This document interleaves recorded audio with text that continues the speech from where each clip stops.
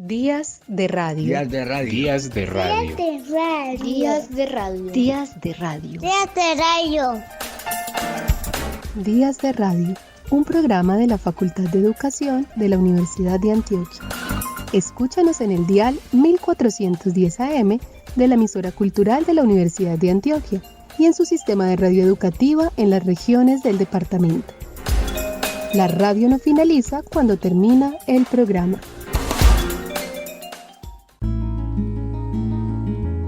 ¿Quién construyó Tebas, la de las 7 puertas?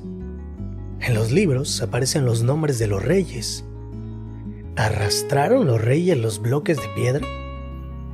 ¿Y Babilonia, destruida tantas veces? ¿Quién la volvió siempre a construir?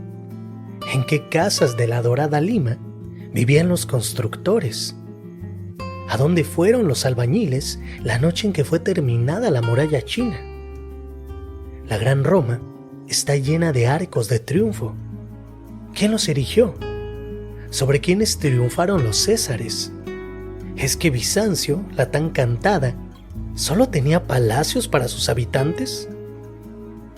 Hasta en la legendaria Atlántida, la noche en que el mar se la tragaba, los que se hundían gritaban llamando a sus esclavos. El joven Alejandro conquistó la India.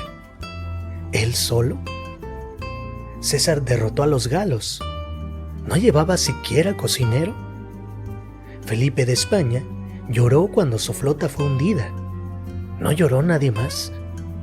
Federico II venció en la guerra de los 7 años. ¿Quién venció además de él? Cada página, una victoria. ¿Quién cocinó el banquete de la victoria? Cada 10 años, un gran hombre. ¿Quién pagó los gastos? Tantas historias, tantas preguntas.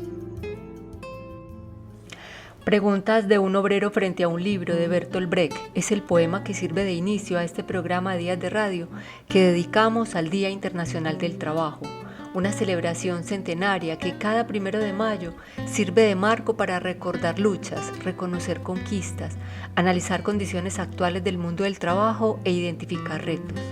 Este poema de Brecht es una manera de desatar significados sobre el fenómeno del trabajo en al menos 2 sentidos.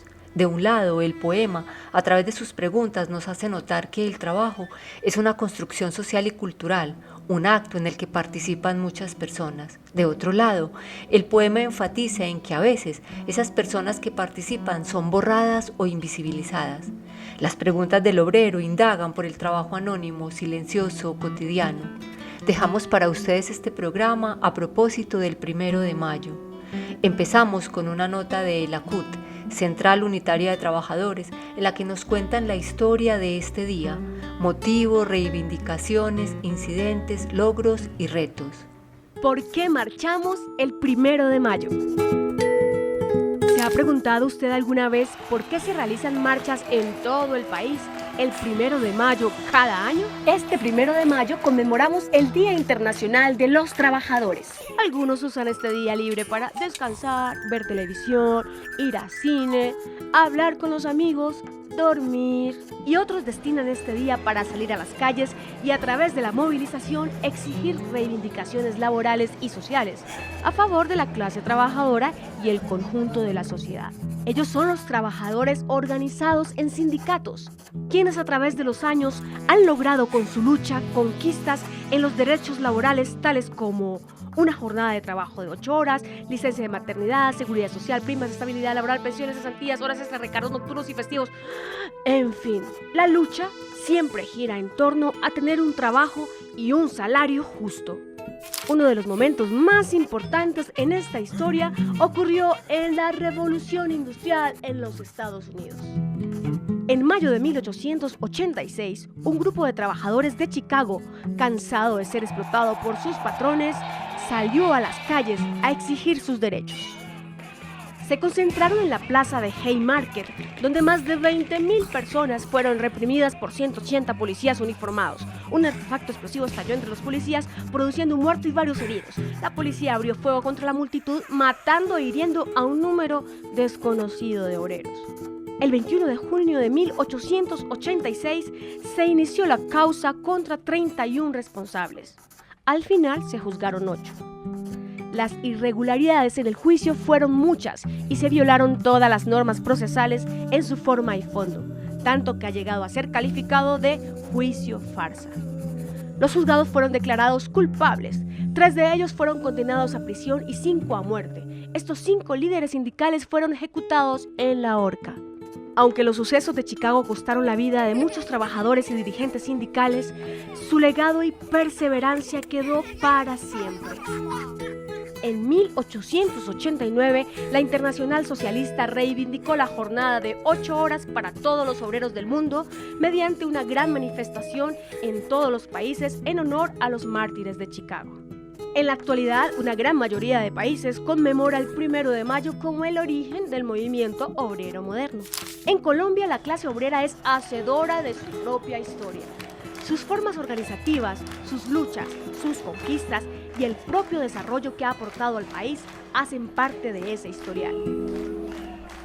Las luchas del pueblo colombiano por su liberación se remontan a 1492, cuando fue descubierto el país por los españoles. Pero la clase obrera como tal surge con la aparición de la industria. A medida que la explotación se iba acentuando, los obreros igualmente se ingeniaban las formas organizativas para oponerse a esos niveles de explotación. Es así como los artesanos de Bogotá, que en 1847 eran la parte industrial más desarrollada, conforman la primera organización sindical de la que se tenga noticia en el país. En 1918, los sastres que le confeccionaban los uniformes al ejército también crearon su organización sindical en Bogotá.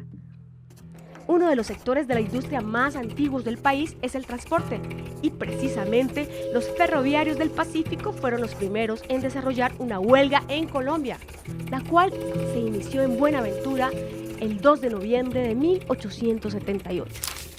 Los trabajadores portuarios también eran un sector importantísimo en el desarrollo del país y realizaron en el Atlántico una de las huelgas más importantes de la época en 1910, y los ferroviarios repitieron su huelga en 1919. Sus luchas fueron el preámbulo de importantes reivindicaciones que al día de hoy los sindicatos siguen librando. Trabajo decente y respeto, cumplimiento y garantía a los derechos laborales por parte del gobierno y empresarios son la constante exigencia de los sindicatos, actores fundamentales en una sociedad. Los trabajadores organizados son representantes de los intereses colectivos, son sinónimo de solidaridad y lucha, pero ante todo son verdaderos representantes de los principios de la clase obrera. Pero aún queda mucho por lograr. A continuación, una explicación de Rafael Pardo sobre la primera celebración del Día del Trabajo en Colombia. En 1914 se realizó por primera vez en Bogotá el Día del Trabajo, el 1 de mayo, previa convocatoria de la Unión Obrera de Colombia. La celebración en el país tiene un carácter diferente a la de otros países, pues no se había constituido aún una clase obrera. Si bien en otros países del continente, como en Argentina, el Día del Trabajo se venía celebrando desde años atrás, en Colombia solo hasta 1914 se realizó por primera vez en Bogotá la conmemoración de tan significativa fecha para los trabajadores de todo el mundo. El acto principal de ese primer Día del Trabajo fue un desfile desde la Plaza de Bolívar hasta el barrio de La Perseverancia, en la que se enarbolaron banderas blancas mientras se entonaba el himno nacional. Una vez finalizado el desfile, se dio lugar al acto en el que se colocó la primera piedra de un monumento conmemorativo al trabajo. Sin embargo, son varios los elementos que caracterizaron esta primera celebración y que la diferenciaron de manera muy clara en el sentido que tuvo esta fecha para los trabajadores colombianos. La influencia de las ideas socialistas y anarquistas, que habían llegado a otros destinos del continente de la mano de los flujos migratorios, no tenían en Colombia mucha trascendencia, y es por ello que, en contraste con las movilizaciones en torno al 1 de mayo que se daba en otros países, en las que el discurso que se manejaba giraba en torno a la reafirmación de una identidad de clase de carácter revolucionario, en el país el 1 de mayo fue inicialmente una celebración de carácter regional, mediante la cual los artesanos se visibilizaron como un elemento social fundamental para el progreso de la República. Y esto es así porque a comienzos del siglo XX en Colombia aún no se había constituido una clase obrera como tal. Aparte de unas cuantas fábricas, la mayoría de las manufacturas producidas en el país aún estaban en manos del artesanado. Mientras en el resto del mundo se realizaban actos para rendir tributo a los mártires de Chicago, en Colombia se conmemoraba a los mártires de la independencia, con una clara influencia religiosa en la que se invocaba a la caridad con los ancianos, los indigentes, los fallecidos, los abandonados y los niños desamparados.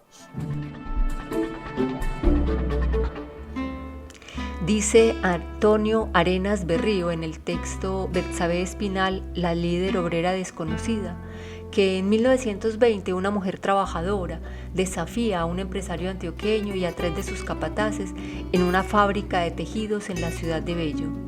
Betsabe Espinal trata de luchar contra un sistema deshumanizador y materialista de la sociedad de su tiempo, donde el dinero, el control y la sumisión religiosa son lo más importante. Betsabe es una trabajadora víctima en una fábrica de tejidos y se niega a adaptarse a los vejámenes establecidos por el propietario y sus capataces. Ella es el único modelo de mujer rebelde que logra ser reconocida como líder, una luchadora sagaz, acompañada de otras mujeres víctimas de la ignominia, una obrera descalza que habla y lee un pliego de peticiones e incita a una huelga a sus compañeras. En la siguiente nota de Mujeres Confiar, la historia de Betsabe Espinal. El 1 de diciembre de 1896 nace en Bello, Antioquia, María Betsabe Espinal, una mujer de espíritu libre y revolucionario en una época en la que las mujeres tenían prohibido tanto lo uno como lo otro. A la edad de 24 años, cuando Betsabe trabajaba en la fábrica de tejidos de Bello, esta mujer pasaría a la historia por liderar la primera huelga laboral de mujeres en Colombia. El 12 de febrero de 1920, alrededor de 400 mujeres alzaron su voz y se lanzaron a la calle para exigir la igualdad de salarios, la desaparición de las multas que les obligaban a pagar por cualquier contratiempo, el respeto y la dignidad de su condición como mujeres, ya que eran constantemente acosadas por sus jefes y compañeros, la reducción de horas laborales y que pudieran trabajar con zapatos, pues se les exigía trabajar descalzas.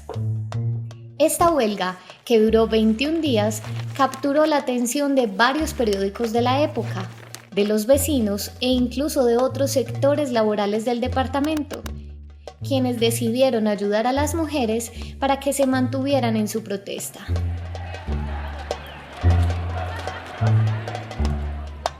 Doce años después, Betsabe muere en la ciudad de Medellín, pasando a la historia por ser pionera de la lucha de las mujeres por sus derechos laborales. En un homenaje que hace la Alcaldía de Bello a la pionera de las luchas por los derechos laborales en el país, tenemos esta nota en la que se recrea el relato de lo que ocurrió en la huelga de 21 días, sobre la cual el expresidente Carlos C. Restrepo se pronuncia en carta enviada al dueño de la fábrica.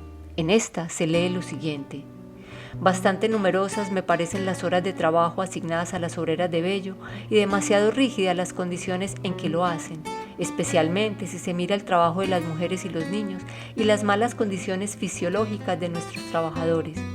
Creo que ese camino, si se extrema, trae el anarquismo como consecuencia forzada, y de ellos son los conatos de huelga que usted habla y que empiezan con nuestra primera fábrica.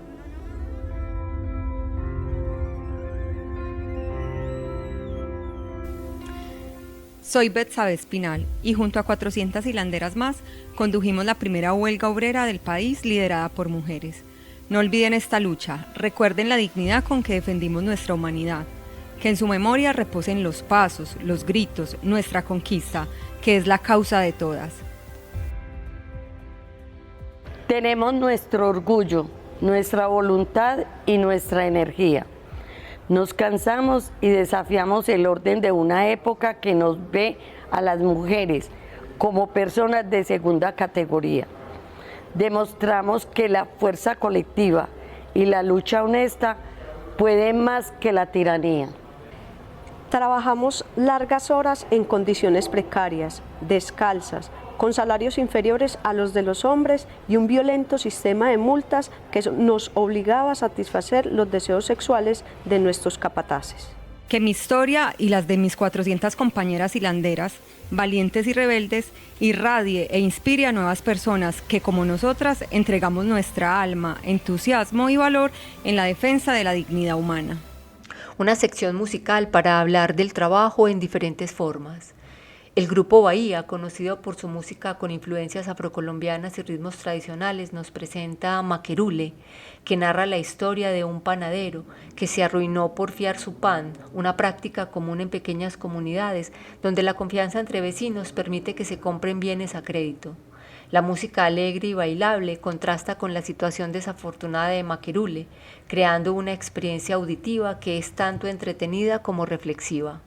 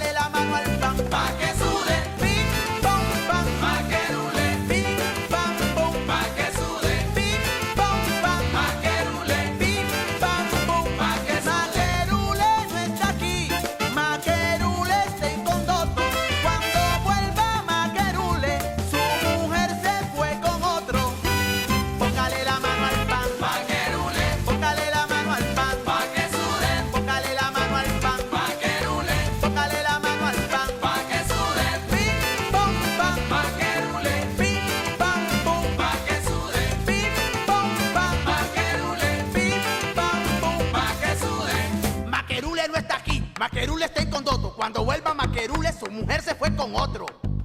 Póngale la mano. Póngale la mano. Póngale la mano. Pero póngale la mano. Póngale la mano. Póngale la mano. Póngale la mano pa' que sude Maquerule. Candelario, coger el pan.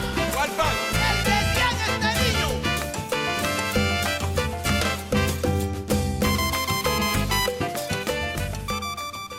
La canción Lavanderas de Garzón y Collazos es una profunda reflexión sobre la vida de las mujeres que en su labor diaria se enfrentan a la ardua tarea de lavar ropa en la quebrada. La imagen de las lavanderas sentadas junto a la orilla, trabajando hasta que la ropa brilla, es una metáfora de la lucha constante y silenciosa de muchas personas que a pesar de sus esfuerzos no logran limpiar las manchas de la humanidad.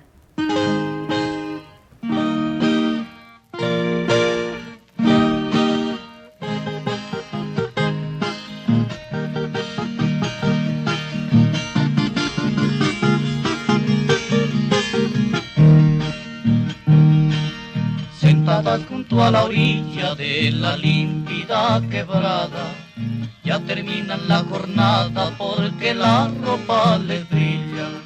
Son las pobres lavanderas que lavan del mundo a solas, los pecados que las olas se extienden por la ribera. Sentadas junto a la orilla de la límpida quebrada, ya terminan la jornada porque la ropa les brilla. Son las pobres lavanderas que lavan del mundo a solas, los pecados que las olas se extienden por la ribera. Cha, chi, chi, cha, va la tarde repitiendo, el agua sigue corriendo. El agua sigue corriendo y el jabón no lava más. Cha, chi, chi, cha. Yo no sé filosofar de Ali I es un himno de protesta que refleja la voz del trabajador oprimido y su lucha por la justicia social. Ali I, conocido como el cantor del pueblo en Venezuela, utiliza su música como una herramienta para denunciar las desigualdades y promover el cambio social. En esta canción el narrador se disculpa por no saber filosofar, pero enfatiza que su experiencia y sufrimiento le dan suficiente sabiduría para reconocer la injusticia de su situación.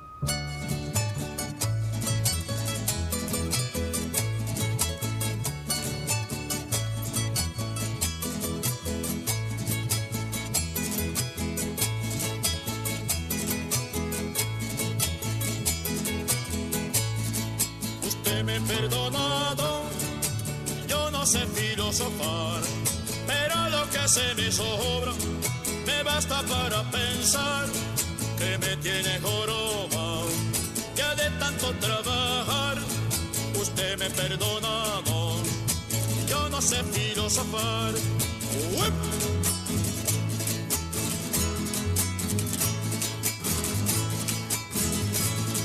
Yo soy quien levanta el sol, yo soy quien acuesta el sol, y yo lo soporto en el lomo, pa' que usted viva mejor. Usted me ha perdonado, yo no sé filosofar.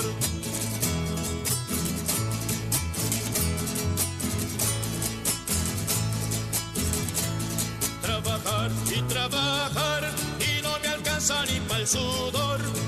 De tanto tragar el humo, tengo humo en el corazón. Usted me ha perdonado, y su alta sociedad. Yo me voy con los muchachos, carajo, a hacer la revolución. Yo traigo la semilla de Almafuerte es una poderosa metáfora sobre la lucha, el trabajo duro y la resiliencia.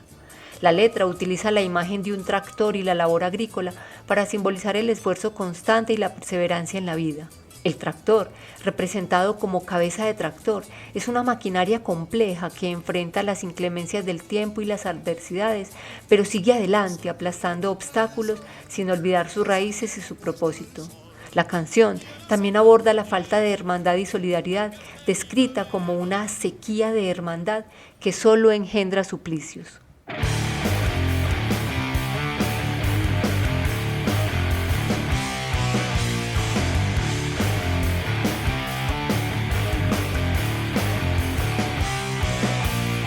Para que la semilla de la conciencia llegue a vos,